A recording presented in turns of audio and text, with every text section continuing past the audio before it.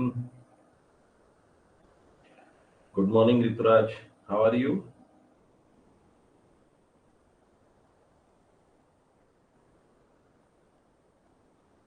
Okay.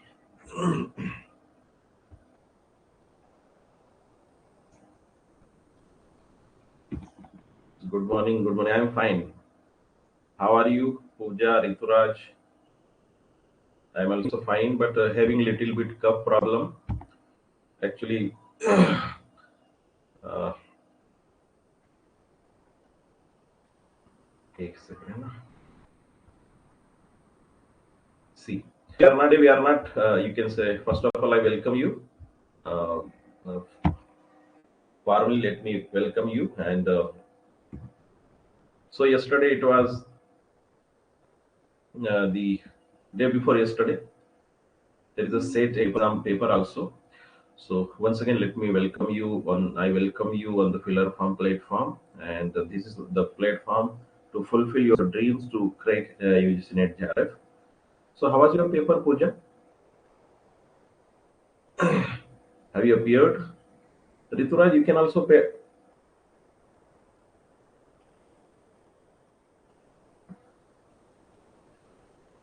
Okay. See. Uh, okay, very good. You said very good, है ना? जो हमने पढ़ा उसमें से कहीं ना कहीं आ रहा है. चलिए हम लोग प्रयास करेंगे कि एमपी सेट के पेपर को हम यहाँ पर डिस्कस करें. ठीक है ना? We will try to discuss here. ठीक है? Okay, we will try to discuss here. चलिए, so okay, you didn't give. Okay, but I tell you, I suggest you, Rituraj, if there is Bihar state or any other state, then you should appear.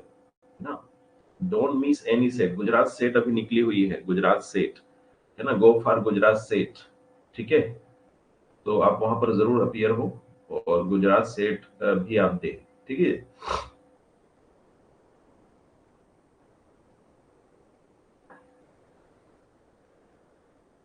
चलिए, तो अभी हम लोग आज नया topic, चूंकि Indian जो इंग्लिश है हमारा, मेजर राइटर्स पोएट्स मैक्सिमम हमने बहुत सारे डिस्कस कर लिए हैं. और चूंकि और निकालने जाएंगे तो बहुत सारे हमें और मिल जाएंगे, लेकिन मैं आपको बता दूं कि रिवीजन बहुत जरूरी है ना? रिवीजन बेहद जरूरी है. अब थोड़ा सा आप रिवीजन करें और जो पढ़ा है उसमें कुछ नई चीजें मिले, कोई राइटर हमने पढ़ा, कुछ नया फैक्ट मिले, कोई नया वर्क मिले, कुछ नई चीज मिले, तो ये एड ऑन करते चले. जो नोट्स आपने बनाए उसमें कुछ स्पेस रखें, है ना? Keep some space. And if you find something new, है ना, any new fact, any new books writers name, just add on and revise it. ठीक है? सो ये यूनिट आप इस तरीके से उसको करो. अब जो यूनिट 6 है हमारी, इंडियन राइटिंग इन इंग्लिश, उसको अब इस तरीके से करते चलो कि वो अब आपको जो है उसको उसको वास्ट करो, रिवीजन करो, उसमें एड ऑन करो, प्रैक्टिस करो, रिवीजन करो, एड ऑन करो, प्रैक्टिस करो.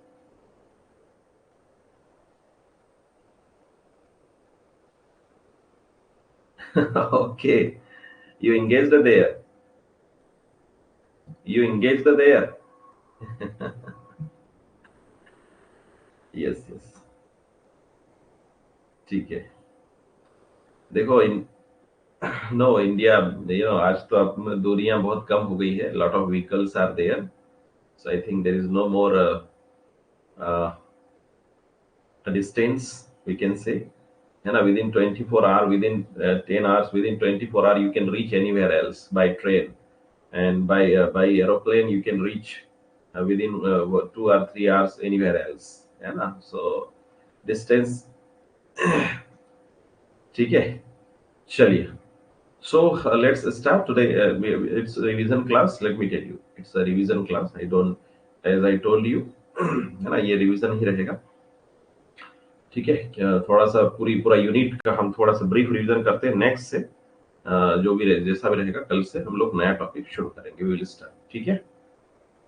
My voice, audio, video, everything is fine. सब कुछ क्लियर है? आ रहा है? यस और नो? Tell me. यस और नो? Everything is fine?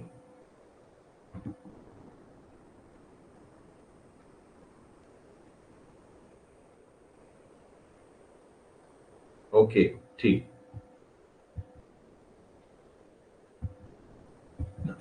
चलिए, है ना, देखते हैं। तो हम लोग once again let me revise you, ये हम लोग टारगेट कर रहे हैं दिसंबर 2023, है ना। ये फॉर्मल हमारे लोगो हैं, आप जरूर देखें।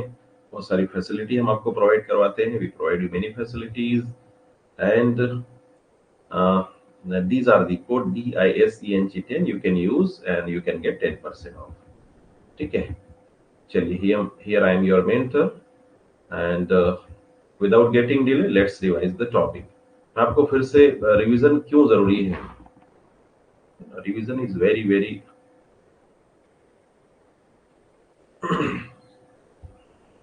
ठीक है। तो ये पहली हमारी यूनिट थी ड्रामा, ये आप देख सकते हैं।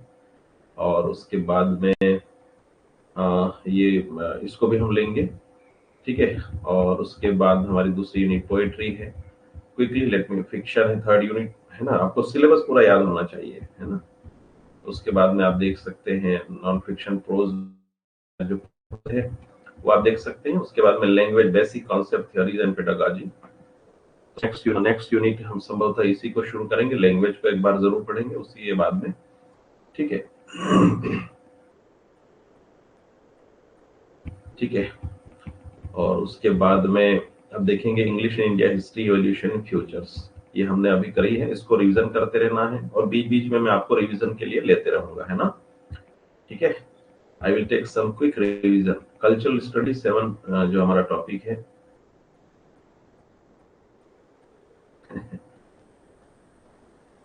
हाँ, यस यस, 10 क्वेश्चंस है ना, एमपी सेट में बहुत आए हैं, है ना। यस, कल बहुत सिंपल सिंपल क्वेश्चन थे, आई हैव सीन। ठीक है, क्या, what are you chatting about, what are you talking about? I will mention you, ठीक है। ओके, सी, और कौन जुड़ा है? अभी ये फोर्थ स्टूडेंट एक और है, बताइए। चलिए, तो ये कल्चरल स्टडीज है। और उसके बाद में हम लोग जो है लिटरेरी क्रिटिसिज्म यूनिट 8, और देन लिटरेरी थ्योरी इन पोस्ट वर्ल्ड वॉर सेकंड, और फिर जो है research methods and materials in English. ठीक है, तो ये सारी यूनिट जो हमारी बाकी की रिमेनिंग 6 यूनिट है, इसको हम क्विकली हम रिवीजन करेंगे, अभी क्विकली इसको हम कंप्लीट करेंगे।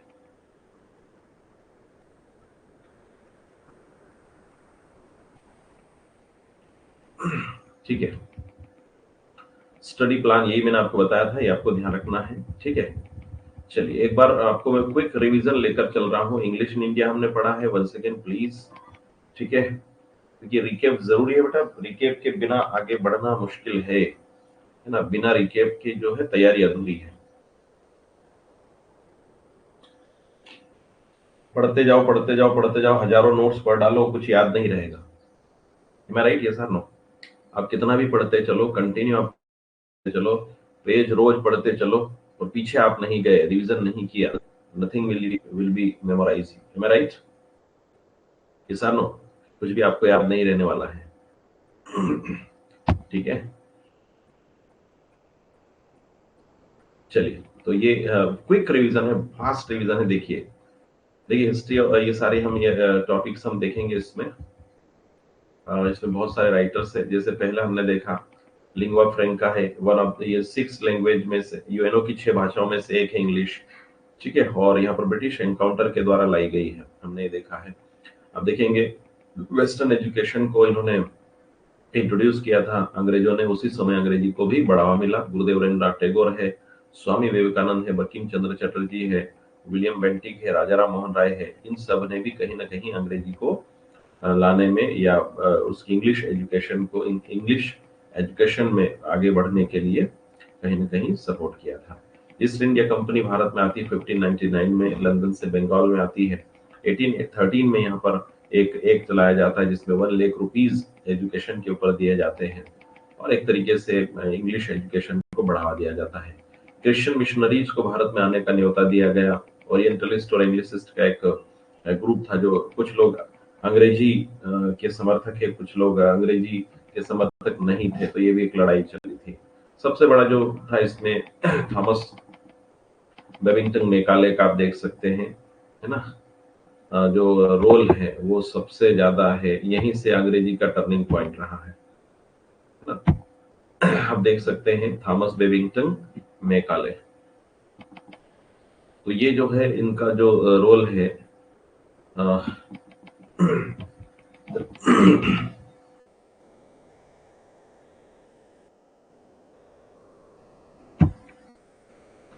सबसे ज्यादा रोल रहा है ना। ये देखिए, ये वाला फैक्ट आप जरूर याद रखेंगे। मैकाले ट्यूटर आया था जॉन मिलर के द्वारा, पहली बुक है ये, है ना।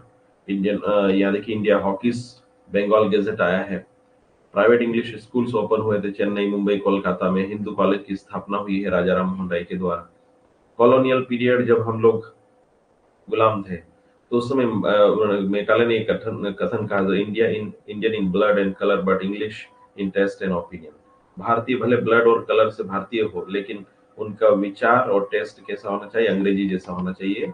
ये इसका मानना था मैकाले का। Create dominance of the British culture. तो कुल मिला के यहाँ पर जो इंग्लिश में अच्छा नॉलेज रखता था उसको गवर्नमेंट जॉब में रख लिया जाता था, उनको गवर्नमेंट जॉब में प्रेफर किया जाता था, ठीक है, ब्रिटिश, है ना। ये बहुत महत्वपूर्ण था। इसके बाद में हमने देखा था इंग्लिश एजुकेशन क्लास के माध्यम से। मेकाले का मानना था कि जो ऊपर जो वर्ग है या जो सक्षम वर्ग है, ऊपर है लाइट वर्ग है, उसको अंग्रेजी में पढ़ाया जाए, और वही लोग जो है नीचे अन्य लोगों को अंग्रेजी पढ़ाएंगे। तो याद भी हो रहा है, इट इज हैपनिंग नाउअडेज। और आज तो ग्लोबल लैंग्वेज हो चुकी है। यूनिवर्सिटियां बॉम्बे, कलकत्ता, मद्रास में ओपन की गई थी 1835 से लगा के 1855 में, ठीक है। बहुत सारे यहाँ पर फिर बाद में बायोग्राफी, ऑटोबायोग्राफी, है ना, ये सब लिखा गया। और इंग्लिश को क्या है, ब्रिटिश राज का एक टूल माना गया था। ध्यान से पढ़े इसको थोड़ा सा। वुड डिस्पैच आया था 1854 में, है ना, लॉर्ड डलहौजी ने लेकर आए थे 1854 में। रिकमेंडेशन थी इंग्लिश और जो लोकल लैंग्वेज है, नेटिव लैंग्वेज है, वर्नाकुलर लैंग्वेज है, उसको एजुकेशन का भाग बनाया जाए। प्राइमरी एजुकेशन के बारे में कहा था कि वर्नाकुलर यानी लोकल लैंग्वेज में हो, हाई स्कूल जो है एंग्लो भाषा में हो, एंग्लो भी हो यानी इंग्लिश प्लस जो नेटिव लैंग्वेज है उसमें एजुकेशन होना चाहिए। और वुमेन एजुकेशन पर भी फोकस किया था वुड डिस्पैच ने, बहुत महत्वपूर्ण है। ग्रांट्स यानी जो आज यूजीसी आज है, वो कहीं ना कहीं उसकी न्यू वुड डिस्पैच के माध्यम से 1854 में 1854 में पड़ी है। Magna carta for English education in India इसको कहा गया है, वुड डिस्पैच को। once again confirm me why everything is clear, ठीक है। चलिए, देन हम देखते हैं हंटर कमीशन 1882, है ना, ये आया है। आप देख सकते हैं चेयरपर्सन विलियम हंटर है। ये सारी चीजें आप जरूर देखें। पोस्ट इंडिपेंडेंस के बारे में हमने देखा था, ठीक है। यहाँ पर ऑफिशियल, ये यहाँ से भी क्वेश्चन था ना पूजा, यहाँ से भी क्वेश्चन था, ठीक है। ये सार नो, ये क्वेश्चन था इंग्लिश, है ना, प्रोटेस्ट फ्रॉम तमिलनाडु एंड ये हिंदी स्पीकिंग स्टेट्स, ठीक है। फिर यहाँ पर क्या है, the language amendment, English as an, ये देखिए, English as an associate language, clear. ये क्वेश्चन था, एज इट इज क्वेश्चन था यहाँ से आपके सेट एग्जाम में, ठीक है। एमपी सेट एग्जाम में सीधा सीधा कि इंग्लिश को ये इस एक्ट के तहत, हालांकि ये देखो 1963 में और बाद में अमेंडमेंट हो गया 1965 में, ठीक है। ये अमेंडमेंट हुआ था बाद में, 63 में आया था, 65 में, 63 65 दोनों में लैंग्वेज भी है। तो यह मेन है 63 में। तो ये इंग्लिश को क्या है, एसोसिएट लैंग्वेज का दर्जा दिया गया है। Until such time is on, है ना, और तब से लगा के अभी तक एसोसिएट है। आप देख सकते हैं इंग्लिश क्या है, एसोसिएट ऑफिशियल लैंग्वेज। समझ में आया, ऐसा नो, क्लियर, ठीक है। Yes, I have seen but I not, है ना। कुछ क्वेश्चन देखे हैं, है ना, उसमें से एक क्वेश्चन तो इजी इज है कि इंग्लिश को कौन सा दर्जा है इस बिल के तहत, है ना, ये भी है। कुछ बहुत सारे क्वेश्चन हैं। पूजा को मैंने सेंड भी किए थे कुछ। चलिए, रीजनल लैंग्वेजेस, एडमिनिस्ट्रेटिव लैंग्वेजेस, सारी चीजें हैं, आप देख सकते हैं। हैदराबाद इंस्टीट्यूट और ये सारे, ये हम देख चुके हैं। कोठारी कमीशन आया है, नेशनल एजुकेशन कमीशन इसको कहा गया है, दौलत सिंह कोठारी के द्वारा। और इस इन्होंने भी क्या है, इंग्लिश के एजुकेशन को महत्व दिया है, यानी इंपॉर्टेंस ऑफ इंग्लिश को महत्व दिया है।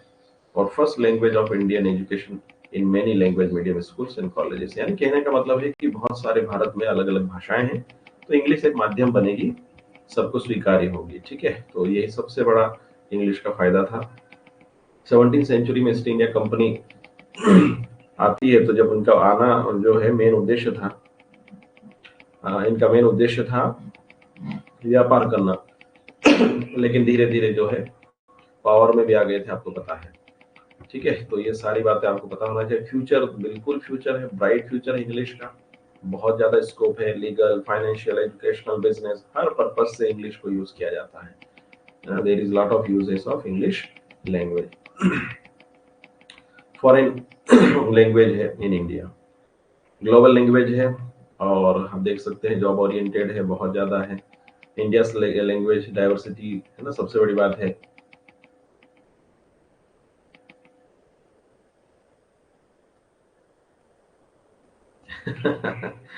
It's, ऐसा नहीं है।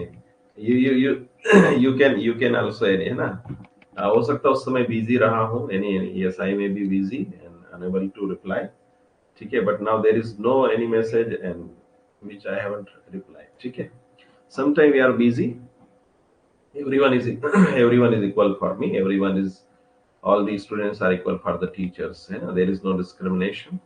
ठीक है, and we want that every student should get a net selection examination, है ना, ठीक है। सो आप देख सकते हैं, उसके बाद में आप देख सकते हैं वर्क्स रिटन इन इंग्लिश। ये बहुत सारे, देखिए क्या क्या वर्क्स लिखे गए हैं।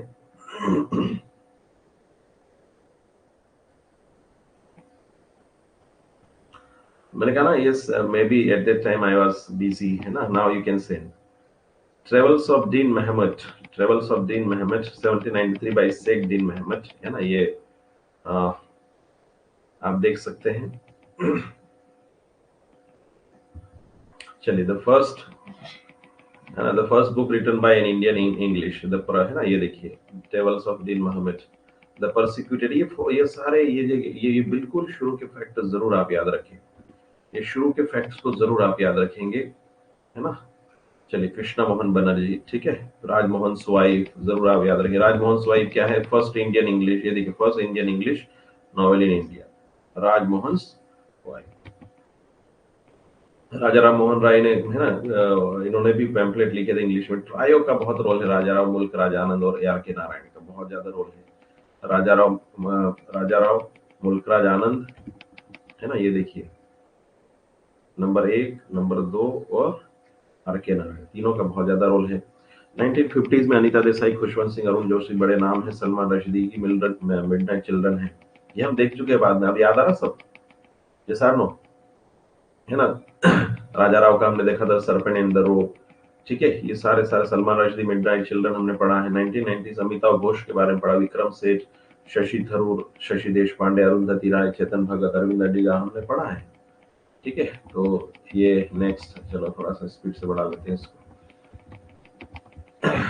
अब देख सकते हैं रविंद्रनाथ टैगोर जी के बारे में पढ़ा था हमने।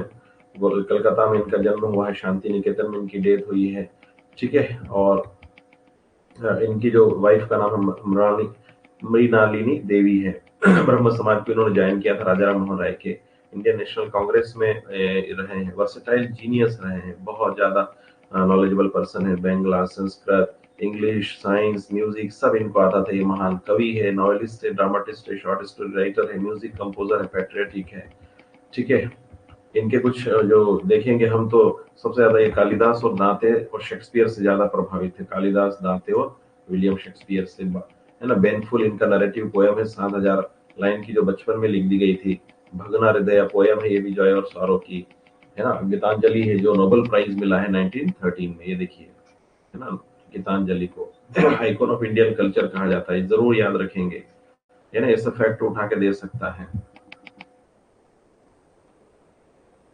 हाँ, ये देखिए हिंदी में पैसेज आ गया था रविंद्रनाथ टैगोर के ऊपर, ठीक है। तो पूजा बहुत सही किया होगा फिर तो, है ना। The first Asian to get Nobel prize, ठीक है। मतलब मुझे खुशी है कि हम जो पढ़ रहे हैं उसमें से आपके एग्जाम में बैठ रहे हैं। गुरुदेव रविंद्रनाथ टैगोर जी के ऊपर भी पैसेज आया है, तो आपने तो उसको बहुत सही तरीके से सॉल्व किया होगा, ठीक है। तो वेरी गुड था, ठीक है। चलिए, हम एग्जाम ओरिएंटेड ही पढ़ाते हैं, ताकि, ठीक है, ताकि आपको अच्छा समझ में आए। यस। चलिए, आगे देखिए जैसे द हंग्री स्टोन्स है, द अपरिचिता है, द पैट्रियट है, काबुली वाला है, द जज है ना, बहुत सारे इनके वर्क है। नॉवेल्स में नशनीर है ना, गोरा, चतुरंगा, घरे बारे, है ना, ड्रामा वाल्मीकि प्रतिभा, मुक्त धारा, द पोस्ट ऑफिस, मालिनी, राजा, चित्रा, ऐसे में साधना, नेशनलिज्म, पर्सनालिटी, है ना, ये लेक्चर में इनके greater India, the religion of man, songs of Kabir. इनकी गीतांजलि का हमने गीतांजलि के बारे में हमने पढ़ा था। गीतांजलि के बारे में मैंने बताया, बहुत सारी इनकी नॉलेज। देखिए गीतांजलि में क्या है, ये सबसे पहले तो आप दिमाग में बार बार कहता हूँ, ये कलेक्शन ऑफ पोएम्स है।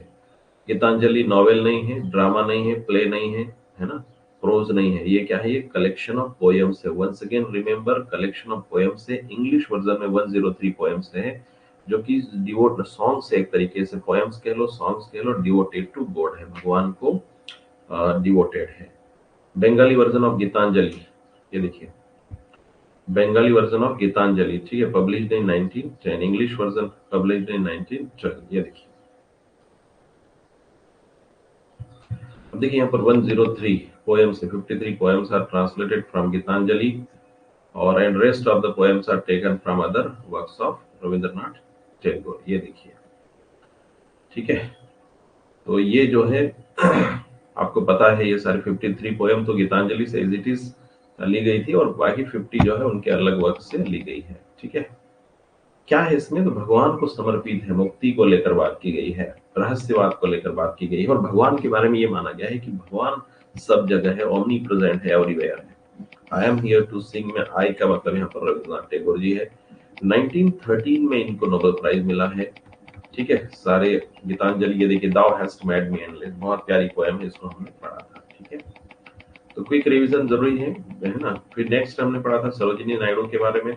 हैदराबाद में इनका जन्म हुआ है, और 1949 में इनका डेथ हुई थी। सरोजिनी चट्टोपाध्याय इनका पूरा नाम था। द नाइटिंगेल ऑफ इंडिया इनको कहा जाता है। ये देखिए, आप एक बार जरूर देखेंगे मेरे पुराने वीडियो, तो आपको सारी बातें मिल जाएंगे, ठीक है। और इनके पिताजी को वॉकिंग इंसाइक्लोपीडिया कहा जाता था। मदर वसुधा सुंदरी, हस्बैंड गोविंदराज नायडू है, और यही बाद में गोविंद राजालू, राजूला नायडू, सॉरी, सरोजिनी नायडू हो जाते हैं। फिर ये इंग्लैंड भी जाते हैं, वहां पर ये सबसे बड़े दो महान लोगों से मिलते हैं, फिर जो ये लिटरेरी फिगर है, साइमंस और एडमंड गूस से, जिन्होंने इनको अपने पोएटिक जीनियस को उभारने में बहुत मदद की थी। बाद में इंग्लैंड से सरोजिनी नायडू वापस आ जाते हैं, वो महात्मा गांधी से मिलते हैं, और फ्रीडम फाइटर, जो फ्रीडम मूवमेंट है, उसमें पार्टिसिपेट करते हैं।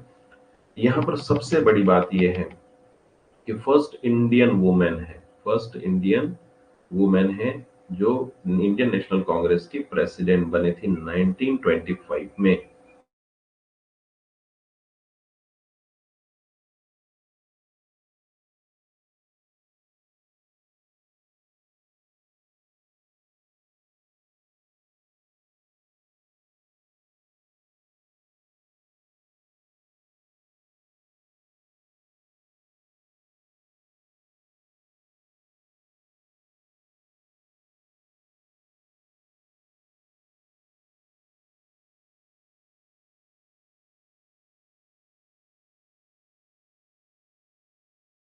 फोर्टी सेवन से लगा के 1949 तक ये गवर्नर भी रहे, राज्यपाल भी रहे, ठीक है।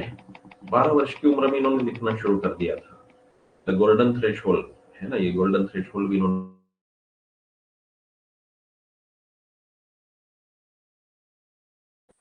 ठीक है। उसके बाद में आप देख सकते हैं मेजर वर्क्स में the lady of the lake है, द गोल्डन थ्रेशोल्ड है इनका, ठीक है, जरूर आपको याद रखना है। और the bird of the time, songs of life, death and spring, बहुत महत्वपूर्ण पोयम है, ठीक है। और ये इनके बारे में जरूर आप पढ़ लेंगे। ये जो द गोल्डन थ्रेशोल्ड है, ये एडमंड गूस को समर्पित है, एडमंड गूस को समर्पित है ये, ठीक है। Yes, voice, audio, video, everything is fine.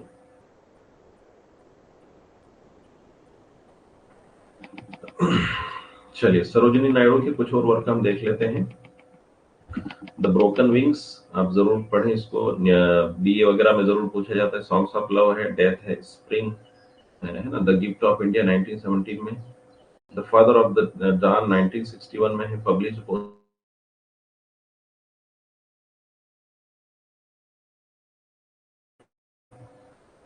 Journey as a freedom fighter, journey as a freedom fighter, है ना। अब यहाँ पर देखिए इंडियन वीवर्स, इनकी पोयम हमने पढ़ी थी, palanquin bearers, Bengal sailor, village song, song of Radha the milkman, gift of India, the anthem of love, है ना, ये सब है। इंडियन वीवर्स के बारे में हमने बताया था, ये पोयम इंडियन वीवर्स यानी जो जो बुनते हैं, कपड़े बुनते हैं, है ना, वो सुबह सुबह बुन रहे हैं कपड़े, तो किसके लिए बुन रहे हैं, है ना। तो सुबह सुबह वो नए बच्चे के लिए बुनते हैं। फिर बाद में जब दोपहर हो जाती है तो किसके लिए कपड़े बुनते हैं, तो एक क्वीन के लिए, मैरिज क्वीन के लिए कपड़े बुनते हैं, यानी जन्म को बताया है, यंग एज को बताया है, और अंत में फिर वो एकदम बहुत स्टील होके, शांत होके कपड़े बुन रहे हैं, है ना। और सफेद कपड़े बुन रहे हैं, तो वो क्या करते हैं, एक व्यक्ति है उसकी मौत हो गई है, उसके लिए वो कफन बुन रहे, फ्यूनरल श्राउड। यानी कि यहाँ पर जन्म को, उसकी पूरी जिंदगी को, लाइफ को, और फिर मृत्यु को डेडिकेट करके इंडियन व्यूवर्स लिखा गया है। बहुत अच्छी पोएम आप देख सकते हैं, ये हमने डिस्कस किया है, ठीक है। तो स्टूडेंट इस तरीके से रिवीजन करना पड़ेगा। ये रिवीजन के लिए मैं बार बार क्यों इंकरेज करता हूँ स्टूडेंट, क्योंकि बिना रिवीजन के कुछ नहीं होगा। फिर कह रहा हूँ, आप बार बार पढ़ो, रिवीजन करो, फैक्ट को ऐड करो। निज़िम इज़ेकियल के बारे में मैंने बताया था, 1924 में जन्म हुआ है, 2004 में इनकी डेथ हुई है। मुंबई में इनका जन्म हुआ है। मोजेस इज़ेकियल, और इनकी देखिए यहाँ पर ये क्या है, ये इंडियन जेविश कम्युनिटी से बिलोंग करते हैं। आपको पता है ये कहाँ से, पोएट है, प्लेराइट है और क्रिटिक है। एक्चुअल में ये जो है इजराइल से आए हैं, और जो है ना जेविश कम्युनिटी क्या है, बेने इजराइल कहा जाता है इनको, है ना। उनकी फैमिली क्या है, इंडिया आई है कहाँ से, इजराइल से। इजराइल में जब नाजी, जो नाजीवाद है, नाजी हिटलर का जब शासन था, हिटलर ने बहुत ज्यादा अत्याचार किए थे, तो ये जो है वहां से अलग अलग देशों में माइग्रेट करके बसने लगे थे, आने लगे थे। तो वहीं से ये फैमिली भी आ गई थी निज़िम इज़ेकिल की। लेकिन सबसे बड़ी बात ये है कि जब यहाँ भारत में सेटल हो गए, तो ये भारत के होकर रह गए। और इनको जो है father of post independence Indian English poetry कहा जाता है, क्योंकि इन्होंने पहले भारत में, यानी इनका जन्म तो भारत में हुआ है, और इन्होंने लिखना भी इंग्लिश में शुरू किया। तो पहला फादर ऑफ पोस्ट इंडिपेंडेंस, यानी आजादी के बाद, आप देख सकते हैं, ठीक है। ये मतलब उस समय क्या बोलते हैं, पहले व्यक्ति है जो इंग्लिश वर्स में इन्होंने लिखा है, इंग्लिश में लिखा है, ठीक है, ये जरूर ध्यान रखना है। और उसके बाद में इनकी जो थीम थी, वो खासकर इंडियननेस हमने पढ़ा है, इंडियननेस इनकी थीम रही है। साहित्य अकेडमी अवार्ड मिला इनको 1983 में, लेटर डेट साम्स के लिए पद्मश्री मिला है इनको, ठीक है। और उसके बाद में जब ये कुछ वर्क है, इसको आप जरूर देखें, इंडियननेस इनके, आपको इसमें सबसे ज्यादा मिलेगा निज़िम इज़ेकिल की पोएम्स में, ठीक है। थीम्स में the power and limits of language है, इंडियन आइडेंटिटी है, मेमोरी है, पोएट्री है, रिलीजन है। बुक्स बाय इज़ेकियल में टाइम टू चेंज है, 60 पोएम्स है, द डिस्कवरी ऑफ इंडिया है ना, ये the time to change 60 poem, the discovery of India, the third, the unfinished man, the exact name, etcetera. उसके बाद में हाइम्स इन डार्कनेस है, लेटर डे साम्स है, कलेक्टेड पोएम्स है, बहुत सारे ये वर्क है इनके। प्लेस भी इन्होंने लिखा है, Nalini a comedy in 3 acts, a comedy in 3 acts, ठीक है। मैरिज पोएम है, वन एक्ट ट्रेजिक कॉमेडी, ये देखिए, ये यहाँ लिखा क्या है इन्होंने, मैरिज पोएम है ना, वन एक्ट कॉमेडी है, स्लीप वॉकर से है, ठीक है। The 3 plays Kolkata, writers workshop India, do not call it suicide Madras, है ना, मेक मिलर इंडिया, तो ये सारी वर्क इन्होंने लिखे हैं। The couple enterprises, it is similar to T S Eliot's a time to change philosophy island, the professor night of the scorpion, in the country cottage, good bye party for miss Pushpa T S, ठीक है। Entertainment देखिए, love, poet, lover and bird watcher है, it is included in the volume, the exact name, ये देखिए इनका जो work है, the exact name, है ना, इसमें ये इंक्लूड किया गया है। The poet, love, lover and bird watcher, इसमें सबसे ज्यादा मैंने आपको कहा था, इनकी ये जो पोएम में नाइट ऑफ द स्कॉर्पियन है, फिलोसॉफी है। ट्रेजिक कॉमेडी का मतलब होता है जिसमें ट्रेजिडी भी होती है, कॉमेडी भी होती है ना, दुख भी होता है और कॉमेडी भी होती है ना। ट्रेजिडी मतलब दुख है, दोनों का मिक्सचर होता है। ट्रेजेडी का मतलब होता है कि केवल ट्रेजेडी हो रही है ना, सब पात्र जो है कैरेक्टर सबकी मौत होते जा रही है। कॉमेडी में क्या बीच बीच में कॉमिक सीन भी आ रहे हैं, ठीक है। ऐसा means which is the work which is combination of tragedy and comedy, ठीक है। चलिए, तो ये poet lover bird watcher text है इनका, हाँ, है ना, ये आपको पढ़ना है, ठीक है। तो हाँ, इतना काफी है रिवीजन के लिए। बीच बीच में वन सेकेंड बहुत सारे राइटर्स हैं, तो ऐसा हम लोग बीच में जैसा भी हम समय निकालेंगे अलग से शेड्यूल करेंगे इस यूनिट को। अब इसके मैं प्रयास करूंगा, हम हमारा ये प्रयास है, one second let me tell you, ठीक है। हम जो है यहाँ पर हम प्रयास करेंगे कि अ, एक सेकंड,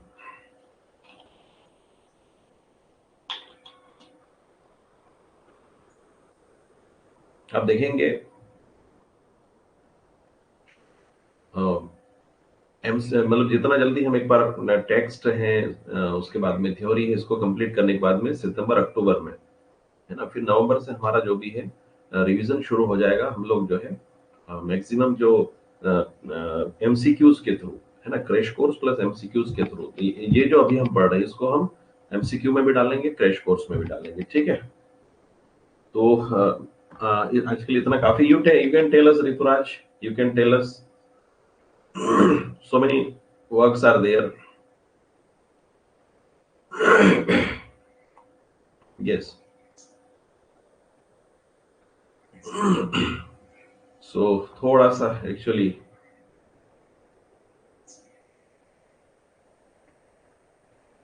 हाँ, यस वी विल, है ना, क्योंकि यस बिकॉज यू नो ये इंडियन में बहुत ज्यादा डिटेल, बाकी जो 5 अभी हमारी जो यूनिट है अभी, है ना, लैंग्वेज है, थ्योरी, कल्चरल, बहुत ज्यादा है नहीं, मतलब बहुत ज्यादा उसमें बहुत कंटेंट लिमिटेड है। पढ़ेंगे पूरा, लेकिन लिमिटेड है तो जल्दी कवर हो जाएगा, बाद में रिवीजन करेंगे हम। फिर ब्रिटिश जो हमारा ड्रामा, पोएट्री, फिक्शन है उस पर हम फोकस करेंगे, ब्रिटिश और अमेरिकन लिटरेचर के ऊपर, ठीक है। तो आज के लिए इतना काफी है